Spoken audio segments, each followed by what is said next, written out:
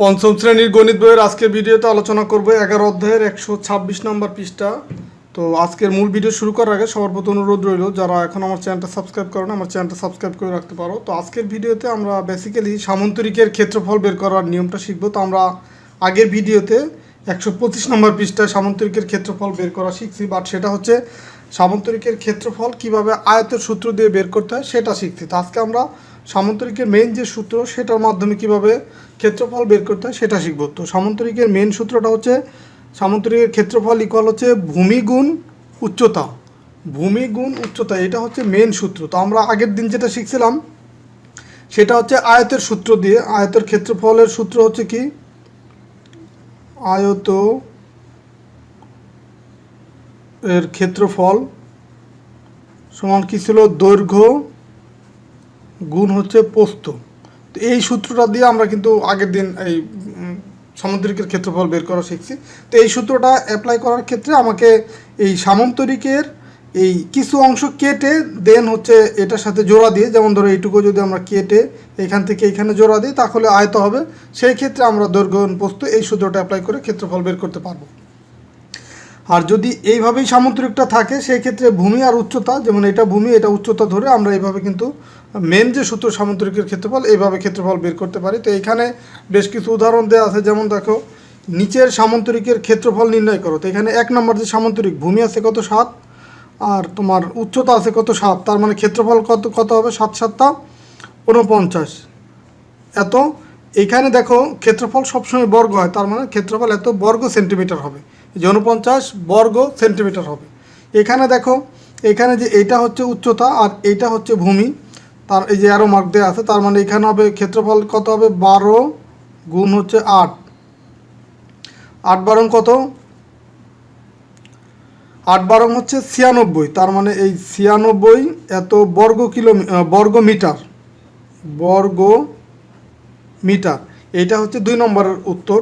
আর 3 নম্বরে দেখো এইখানে এই যে 9 কিলোমিটার এটা হচ্ছে ভূমি, আর এই 4 কিলোমিটার এটা হচ্ছে উচ্চতা। তার মানে এইখানে তোমার ক্ষেত্রফল হবে 9 গুণ হচ্ছে 4, কত হয় 4 9 36 বর্গ কিলোমিটার। এখানে যে এককটা দেওয়া থাকবে ওইটাই হবে, বাট ক্ষেত্রফল যেহেতু অবশ্যই তার আগে বর্গ হবে।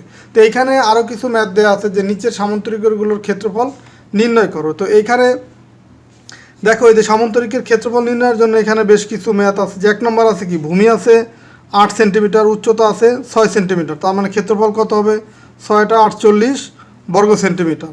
আবার 2 নম্বর আছে কি, ভূমি আছে 2 সেন্টিমিটার, উচ্চতা আছে 12 সেন্টিমিটার, তো ক্ষেত্রফল কত হবে 12 দুগুণী মানে ভূমি গুণ উচ্চতা, তো ভূমি 2 আর উচ্চতা হচ্ছে 12, 12 দুগুণী 24 বর্গ সেন্টিমিটার, এটা হবে উত্তর।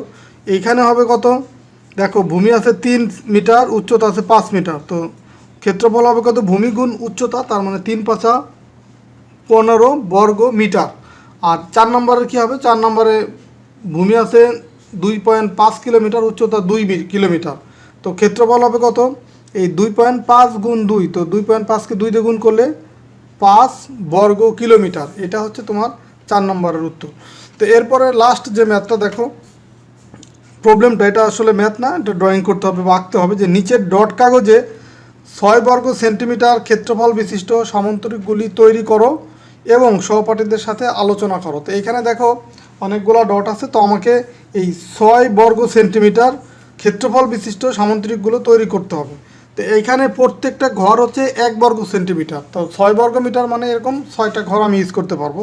তো এইখানে দেখো সামান্তরিকটা কীরকম হতে পারে, এই যে এইখান থেকে যদি আমরা 3 ঘর নিই, 3 ঘর নিলাম, তো এখন আর উপরের দিকে যদি আমরা 2 ঘর নেই, ধরো এই যে এখান থেকে 2 ঘর, তো এটা সামান্তরিক মানে কি এই কোণগুলো হচ্ছে বিপরীত কোণগুলো সমান হবে। তার মানে এই যে এইভাবে যদি আমরা ড্রয়িং করি, তো এখন দেখো এখানে ভূমি পেলাম কত 3, আর উচ্চতা এই উচ্চতাটা কত পেলাম এইখান থেকে এই পর্যন্ত, এটা কত 2, তার মানে এই যে সামান্তরিক এটার ক্ষেত্রফল কত হবে 6।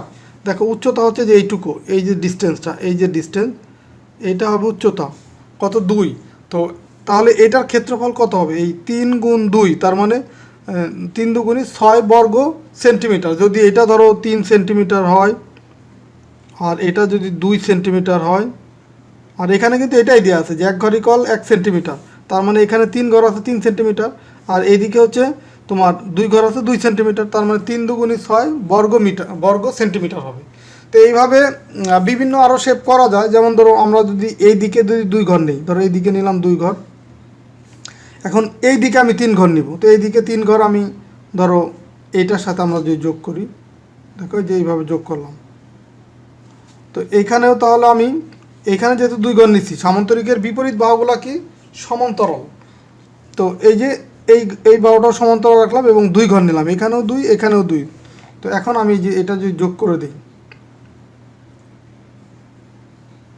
তাহলে দেখো এইখানে এখন 2 মানে 2 সেন্টিমিটার, আর এই উচ্চতা কত, এইখান থেকে এই পর্যন্ত ধরো উচ্চতাটা হচ্ছে, যদি আমরা এইভাবে আরও মার্ক দিয়ে দেখাই, উচ্চতা হচ্ছে কত 3 সেন্টিমিটার, তাহলে এটার ক্ষেত্রফল কত হবে, এই 3 দুগুণী 6 বর্গ সেন্টিমিটার। তো এইভাবে করে আমরা কিন্তু বিভিন্ন সামান্তরিকের শেপ আমরা আঁকতে পারি, বিভিন্ন আকৃতির সামান্তরিক এইভাবে খুব সহজে আমরা খাতায় আঁকতে পারি।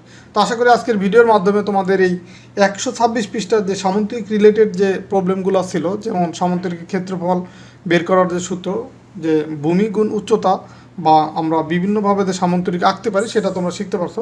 তো এই ভিডিওটা যদি ভালো লাগে তোমাদের সপরিবারের সাথে শেয়ার করবা, এবং তোমরা যদি এই টাইপের ভিডিও আরও চাও তাহলে অবশ্যই ভিডিওতে লাইক দেবা বা কমেন্টস করে তোমাদের মতামত জানাতে পারো। আর তোমাদেরকে খুব শীঘ্রই তোমাদের যে ফাইনাল পরীক্ষার যে মডেল প্রশ্ন, সেটা আমি আমার চ্যানেলে দিব, বা অধ্যায়ভিত্তিক যে গুরুত্বপূর্ণ প্রশ্ন সেগুলোর উপরে ভিডিও আসবে, তো সেটা তোমরা সে ব্যাপারেও তোমরা মতামত জানাতে পারো।